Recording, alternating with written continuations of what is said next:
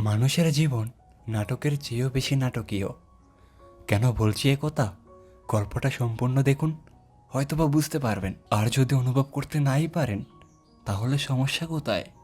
আমি আছি তো। আজ কোনো 8-10টা সাধারণ প্রেম কাহিনী নয়, আজ এমন একটা ভালোবাসার গল্প শেয়ার করব। গল্পটা আপনার মনে কতটা জায়গা করে নেবে তা আমি জানি না, তবে গল্পের দেওয়া মেসেজটা যদি আপনি আপনার জীবনে কাজে লাগাতে পারেন, একটা সময় গিয়ে হলেও আপনি নিজেই নিজেকে সান্ত্বনা দিতে পারবেন। মুভিটার ব্যাপারে আমি তেমন কিছুই বলবো না। মুভিটা শেষ হওয়ার পর আপনারা নিজেরাই বলেন মুভির স্টোরিটা কেমন ছিল। তাহলে চলো একসাথে হারিয়ে যাই গল্পের শেষ স্মৃতিতে উইথ দ্য লাস্ট মেমোরি চ্যানেলের আরও একটা নতুন মুভি এক্সপ্লেনেশন ভিডিওতে। মুভির শুরুতে দিয়া নামের একটা মেয়েকে দেখানো হয়, যে কিনা আত্মহত্যা করার জন্য রেল লাইনে বসে আছে। তার জীবনে কি এমন ঘটেছে যার জন্য সে সুইসাইড করতে এসেছে? দৃশ্য তখন আমাদের ফ্ল্যাশব্যাকে নিয়ে যাওয়া হয়। দিয়া ইউনিভার্সিটিতে পড়ালেখা করে। একদিন সে লাইব্রেরিতে বসে পড়ালেখা করার সময় হঠাৎ একটা ছেলের দিকে তার নজর পড়ে, যাকে দেখেই দিয়ার অন্যরকম এক অনুভূতি হতে শুরু করে। বুঝতেই তো পারছেন, প্রথম দেখাইতেই দিয়া ওই ছেলেটার প্রেমে পড়ে গেছে। অনেকদিন খোঁজখবর নেওয়ার পর সে জানতে পারে ছেলেটার নাম রোহিত। দিয়া অনেক করে চেষ্টা করে রোহিতকে তার মনের কথা খুলে বলার জন্য, কিন্তু কখনোই কোনোভাবে পেরে ওঠে না। অন্যদিকে রোহিত, সে একজন ভালো স্টুডেন্ট, আর তার পাশাপাশি সে অনেক ভালো ড্রয়িং করতে পারে। রোহিতের আঁকা ছবিগুলো রোহিতের বন্ধুরা কলেজের নোটিশ বোর্ডে এসে টাঙিয়ে রাখত।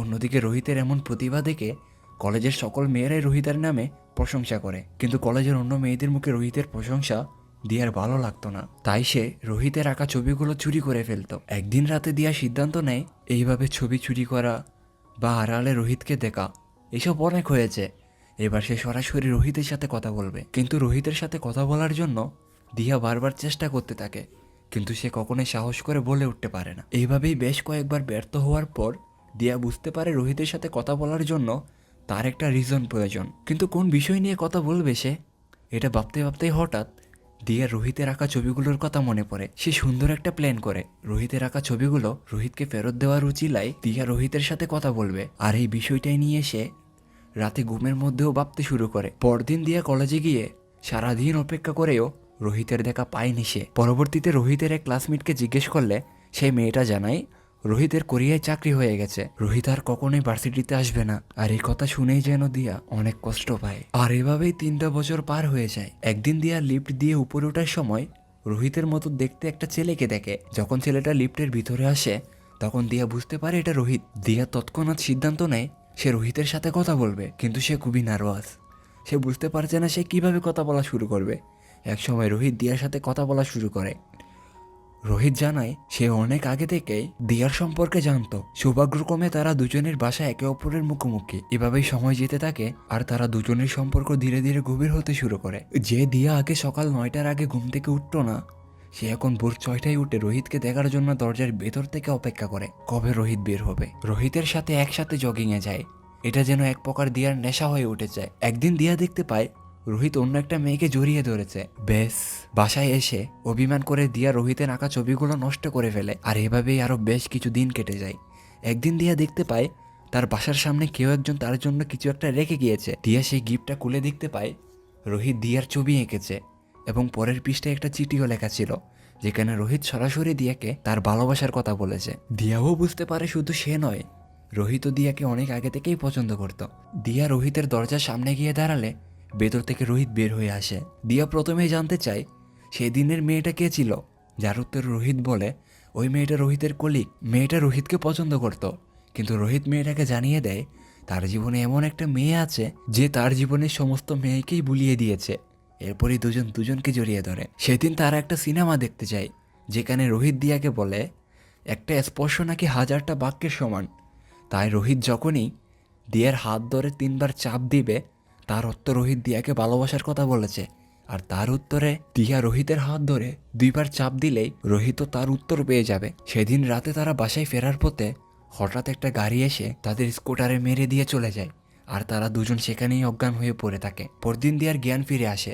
সে রোহিতের ব্যাপারে জানতে চাইলে তার চাচা প্রথমে বলতে চায় না, এবং এক পর্যায়ে জানায় যে অ্যাক্সিডেন্টে রোহিত খুব বাজেভাবে আহত হয়েছে এবং পরবর্তীতে সে মারা যায়। জ্ঞান ফিরতেই সে এমন একটা নিউজ পাবে সেটা সে কল্পনায়ও ভাবেনি। তার রোহিত আর এই দুনিয়াতে নেই, এটা ভেবে সে অনেক কাঁদতে শুরু করে। কিছু সময় পর দিয়ার সামনে দিয়ে রোহিতের রক্তমাখা লাশ নিয়ে যাওয়া হয়। কিন্তু রোহিতের এই মৃত্যু যেন কোনোভাবে মেনে নিতে পারছিল না দিয়া। তার জীবনটা আবারও এলোমেলো হয়ে যায়। সে রোহিতের কথা ভেবে নিজেকে আঘাত দিতে শুরু করে। মাঝে মাঝে মাঝ রাতেও রোহিতকে সে ফিল করে। দিয়ার এমন অবস্থা দেখে তার বাবা সিদ্ধান্ত নেয় দিয়ার কিছুদিনের জন্য বাইরে কোথাও থেকে ঘুরে আসা প্রয়োজন। তাই তাকে তার কাজিনের বাসায় দিয়ে আসা হয়। কিন্তু কোনো কিছুর বিনিময়েই দিয়া স্বাভাবিক হচ্ছিল না। এত কষ্ট সহ্য করতে না পেরে দিয়া এক পর্যায়ে সিদ্ধান্ত নেয় সে সুইসাইড করবে। তাই সে রেল লাইনে গিয়ে ট্রেনের অপেক্ষা করতে থাকে। কিন্তু ট্রেন আসলেই দিয়া রেল লাইন থেকে সরে যায়। কিছু সময় পর দিয়ার মোবাইলে একটা কল আসে। ওই পাশ থেকে আদি নামের ছেলেটা বলে দিয়া বাসায় ফেরার সময় একটা ছেলে দিয়ার ব্যাগ নিয়ে পালিয়েছে। কিন্তু এই ছেলেটা সেই পকেটমার ছেলের থেকে ব্যাগটা উদ্ধার করেছে। এখন দিয়া চাইলে সেই ব্যাগটা দিয়াকে ফেরত দিবে সে, কিন্তু দিয়া সরাসরি জানিয়ে দেয় এই ব্যাগটা তার প্রয়োজন নেই। আর হ্যাঁ, ছেলেটার নাম হচ্ছে আদি, আর আদির মা একজন ডক্টর। পরদিন আদি তার মায়ের সাথে দেখা করতে হাসপাতালে গেলে সেখানে দিয়ার সাথে তার দেখা হয়। আদি দিয়াকে তার ব্যাগটা ফেরত দেওয়ার জন্য সেখানে কিছুক্ষণের জন্য অপেক্ষা করতে বলে, কিন্তু সে ফিরে এসে দেখে দিয়া সেখানে নেই। পরের দৃশ্যে আদি একটা বাইক শোরুমের ভিতরে যায় তার বন্ধু সার্ভিসিংয়ে দেওয়া বাইকটা নিয়ে আসার জন্য। এখানের এই বাইকটা তার খুবই পছন্দের। সে কোনো এক সময় টাকা জমিয়ে এই বাইকটা নিবে। কিন্তু তখনই পেছন থেকে শোরুমের ম্যানেজার সে আদিকে বলে ওঠে, আজ থেকে এই বাইকটা আপনার। আসলে আদির মা আদিকে এই বাইকটা গিফট করেছে। পরদিন সকালে আদি তার মার জন্য একটা চিঠি লিখে আনে। আদি কেন তার মাকে মা না ডেকে লাকি নামে ডাকে। আদি তার মাকে সেই চিঠিটা পড়ে শোনাতে থাকে। কিন্তু কিছু সময় পর পাশের বাসার আরেক আঙ্কেল তার সাথে কথা বলতে আসে, যার কারণে সে চলে যায়। পরদিন আদি তার বন্ধুর সাথে সিনেমা হলে সিনেমা দেখতে গিয়ে সেখানেও দিয়াকে দেখতে পায়। সেদিন আদি ও দিয়া একসাথে অনেকটা সময় কাটায়। তাদের কথার এক পর্যায়ে কথা উঠে যে সুখী মানুষ নিয়ে।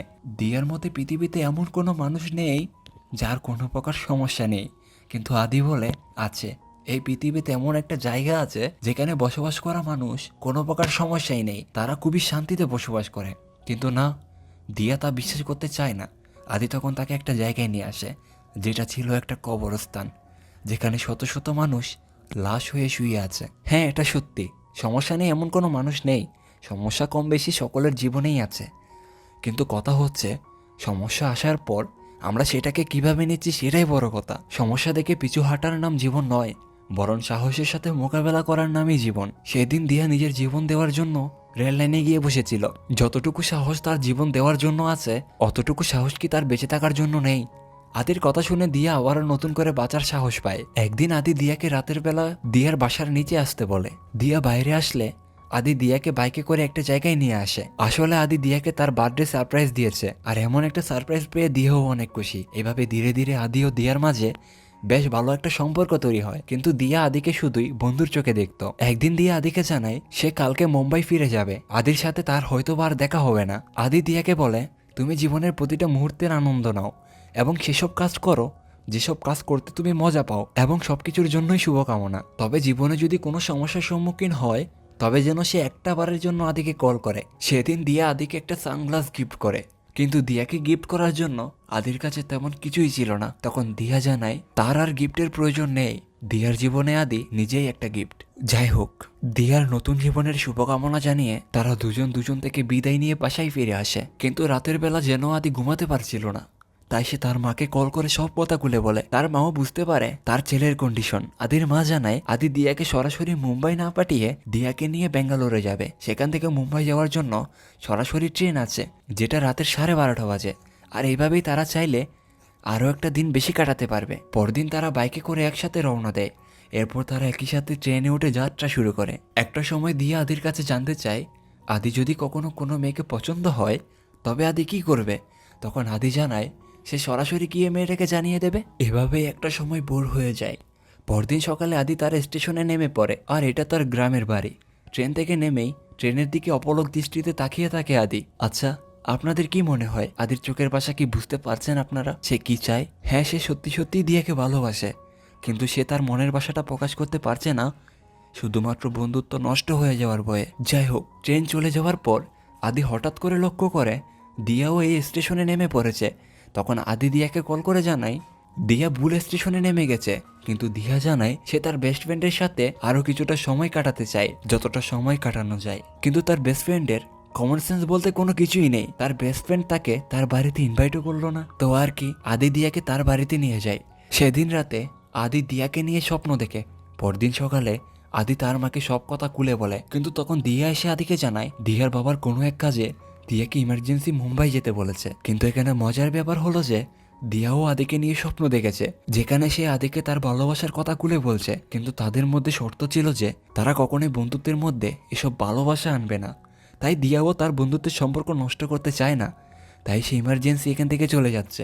দিয়া ট্রেনে ওঠার পরেও দিয়া ও আদি একে অপরের দিকে তাকিয়ে আছে। ধীরে ধীরে ট্রেন চলতে শুরু হয়, তার মাঝেই তাদের দুজনের চোখেই ভয়, হয়তোবা একে অপরকে হারিয়ে ফেলার। দিয়া মনে করে হয়তোবা এটাই তাদের শেষ দেখা, নয়তোবা কখনো মুম্বাই তাদের আবারও দেখা হতে পারে। আদি বলে বেঙ্গালুরুও তো হতে পারে। দিয়া বলে হতে পারে এই শহরের মাঝেও কোথাও। এ বলে তারা একে অপরকে বিদায় দেয়, কিন্তু মুহূর্তেই তারা বুঝতে পারে তারা দুজন দুজনকে ভালোবেসে ফেলেছে। কিন্তু তাদের মধ্যে সত্য থাকায় তারা কেউ কাউকে প্রকাশ করেনি। একদম শেষ মুহূর্তে এসে আদি ট্রেনে উঠে পড়ে, দুজন দুজনের দিকে তাকিয়ে আছে।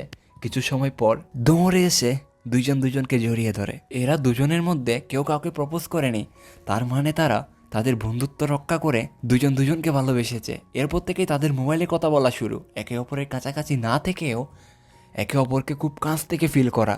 সব কিছুই ঠিকঠাক ছিল, কিন্তু দিয়া বাসায় ফিরে আসার পর সে বাসায় ঢুকতে যাবে, ঠিক সেই মুহূর্তে পেছন থেকে একজন ডাক দিয়ে ওঠে। দিয়া গলার স্বর শুনে অবাক হয়ে ওঠে, কেননা এটা তো আর কারো নয়, এটা রোহিত। কিন্তু কেমনে কি? তখন ফ্ল্যাশব্যাকে দেখানো হয় এই অ্যাক্সিডেন্টের পর দিয়া মোটামুটি সুস্থ ছিল, কিন্তু রোহিত সে খুব বাজেভাবে আঘাত পেয়েছে, যার কারণে তার মাথার পেছনে রক্ত জমাট বেঁধেছে। রোহিতের সুস্থ হয়ে ওঠার সম্ভাবনা খুবই কম ছিল। সেদিন ডাক্তার কোনো নিশ্চয়তা দিতে পারেনি রোহিত কতদিনে সুস্থ হয়ে উঠবে। তাই সেদিন দিয়ার বাবা সিদ্ধান্ত নিয়েছিল সে দিয়াকে জানাবে রোহিত মারা গেছে।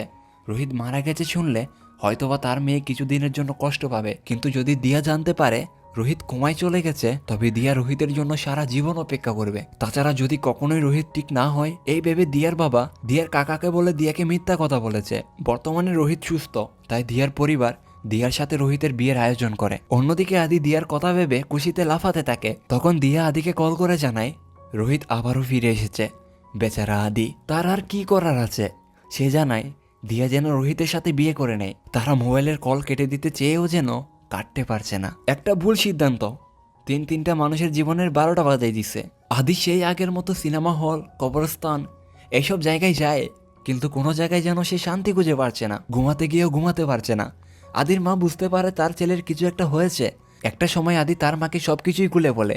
এমনিতেই আদির মন খারাপ, তার মধ্যে আবার দিয়ার কাজিন আদিকে কল করে দিয়ার বিয়েতে আদিকে ইনভাইট করে। আদি তার মাকে বলে সে মুম্বাই যাবে দিয়াকে শেষবারের মতো দেখতে, কিন্তু তার মা তাকে নিষেধ করে। তার মা জানে আদি যখন দিয়াকে সামনাসামনি দেখবে তখন সে নিজেকে আটকাতে পারবে না, আর আদি যখন কষ্ট পাবে তখন আদির মায়ের মন ভেঙে টুকরো টুকরো হয়ে যাবে। কিন্তু না, আদি প্রথমবার তার মায়ের কথা না শুনে মুম্বাইয়ে রওনা দেয়। আদি চেয়েছিল সে হয়তোবা দূর থেকে দিয়াকে শেষবারের মতো দেখে চলে আসবে, কিন্তু কথাই আছে না, অবাগা যেদিকে যায় সাগরও শুকিয়ে যায়। দিয়ার কাজিন জোর করে আদিকে দিয়ার সামনে নিয়ে যায়। এদিকে আদিকে দেখে দিয়া অনেকটা ইমোশনাল হয়ে যায়।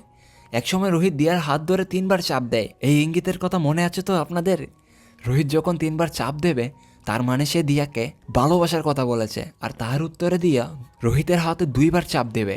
এইবার দিয়া রোহিতের হাত ছেড়ে দেয়। রোহিতও বুঝতে পারে তার অনুপস্থিতিতে দিয়া অন্য কাউকে ভালোবেসেছে। রোহিত বলে আদি দিয়াকে বাঁচতে শিখিয়েছে, নিজেকে নিয়ে নিজেকে ভাবতে শিখিয়েছে। রোহিতের সাথে থাকলে হয়তোবা দিয়া সংসার করতে পারবে, কিন্তু আদির সাথে সে নতুনভাবে বাঁচতে পারবে। রোহিত বুঝতে পারে দিয়ার জীবনে রোহিতের চেয়েও আদির প্রয়োজন বেশি। রোহিত দিয়াকে আদির সাথে পালিয়ে যাওয়ার কথা বলে। পরদিন দিয়া আদির গ্রামের বাড়ি ফিরে আসে। সে আদিকে খুঁজতে থাকে, কিন্তু সে আদির বাড়িতে গিয়ে জানতে পারে সেদিন আদি বাড়ি ফিরে এসে দেখতে পায় তার মা তাকে ছেড়ে পরলোকে চলে গেছে। আদির মা স্ট্রোক করে মারা গেছে। যদি আদি বাড়িতে থাকতো তাহলে হয়তোবা তার মাকে বাঁচানো যেত, কিন্তু বাড়িতে কেউ না থাকায় তার মাকে আর বাঁচানো সম্ভব হয়নি। তখন আদি এখানকার সবাইকে 5 মিনিটের জন্য বাইরে যেতে বলে। সবাই বাইরে চলে গেলে আদি তার মায়ের জন্য লেখা সেই চিঠিটা, যেটা প্রথমে তার মাকে অর্ধেক শুনিয়েছিল, এই বাকি অর্ধেক চিঠি তার মাকে সে পড়ে শোনাতে শুরু করে। আদি বলে আপনি জানেন কেন আমি আপনাকে লাকি বলি? যখন আমি আপনাকে লাকি বলে ডাকি আমি নিজেই বুঝতে পারি আমি কতটা লাকি, কারণ আপনি আমার মা।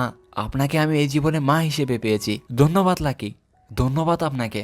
এই জীবনে আপনাকে মা হিসেবে পেয়ে আমি ধন্য। এই বলে আদি চিৎকার করে কান্না করতে শুরু করে। আসলে একদিকে ভালোবাসার মানুষটাকে অন্য কারো হতে দেখা, তার উপর তার প্রিয় মানুষটা, তার মা, তার দুনিয়া, তাকে হারিয়ে ফেলা। আদির জায়গায় একবার আপনারা নিজেকে বসিয়ে দেখুন। আদি তার মায়ের এই অবস্থার জন্য নিজেকে দোষ দেয়। অন্তত আজ যদি সে বাড়িতে থাকতো তবে হয়তোবা সে তার মাকে বাঁচাতে পারত। তার মনে পড়তে থাকে তার মা তাকে বলেছিল সে যখন দিয়াকে দেখে কষ্ট পাবে সে সময় আদির মায়ের মন ভেঙে টুকরো টুকরো হয়ে যাবে। পরবর্তীতে দিয়া ও আদির বন্ধু তারা মেডিকেল গিয়ে জানতে পারে প্রয়োজনীয় সব কাগজে সিগনেচার করে আদি কোথাও যেন চলে গেছে। তাকে অনেক খুঁজতে খুঁজতে এক পর্যায়ে এক সিএনজির ড্রাইভার বলে সে আদিকে দেখেছে, কিন্তু কোথায় দেখেছে সেটা শোনানো হয় না। পরক্ষণে দিয়া ঘাবড়ে যায়। আদি কোথায়? হ্যাঁ, আত্মহত্যা করার জন্য রেল লাইনে এসে বসে আছে। সে বর্তমানে মৃত্যুর জন্য প্রস্তুত। এই জীবনে তার আর বেঁচে থাকার কোনো সম্বল নেই। সে যে তার মাকে ছাড়া কখনো বাঁচতে শিখেনি, সে তার মাকে ছাড়া কেমনে থাকবে? অন্যদিকে আদির বন্ধু ও দিয়া যত দ্রুতই সম্ভব আদির কাছে যাওয়ার চেষ্টা করে। একটা সময় এসে দিয়া ডেকে ওঠে আদি। দুজন দুজনের দিকে তাকিয়ে আছে। একসময় আদিও বলে ওঠে দিয়া। বেশ, আর কিছু বুঝে ওঠার আগেই শেষ। চোখের সামনেই সব শেষ। যে মানুষটা দিয়াকে বাঁচতে শিখিয়েছে আজ সেই মানুষটাই আত্মহত্যা করলো। বাবা যায় ওই মুহূর্তে দিয়া চেয়ে থাকা ছাড়া আর কোনো উপায় ছিল না। দিয়া বুঝতে পারে না কি হয়ে গেল। তার এই করুণভাবে চেয়ে থাকার মাধ্যমেই মুভিটা এখানেই শেষ হয়ে যায়। মুভির শুরুতে বলেছিলাম মনে আছে, জীবন নাটকের চেয়েও বেশি নাটকীয়। কারণ জীবনের প্রতিটা মুহূর্তে অনিশ্চয়তা, আবেগ, চ্যালেঞ্জ এবং পরিবর্তন থাকে, যা নাটকের মতোই পূর্ণ নির্ধারিত নয়। মুভির স্টোরির ব্যাপারে আমার বলার তেমন কিছুই নেই। যা বলার আপনারাই বলুন। কেমন লেগেছে মুভির স্টোরি আপনাদের? ওহেল, এতক্ষণ আমার সাথে থাকার জন্য সবাইকে অসংখ্য ধন্যবাদ। ভিডিওর ভালো লাগলে ভিডিওতে এখনই লাইক করে চ্যানেলটিকে সাবস্ক্রাইব করে রাখুন। আপনাদের একটা লাইক, আপনাদের একটা কমেন্ট আমাকে অনেক বেশি মোটিভেট করে নতুন ভিডিও তৈরি করতে। আফটার অল আপনারাই আমার ভালোবাসার মানুষ। তো দেখা হচ্ছে নতুন কোনো ভিডিওতে। সে পর্যন্ত সবাই ভালো থাকবেন, সুস্থ থাকবেন। আল্লাহ হাফিজ।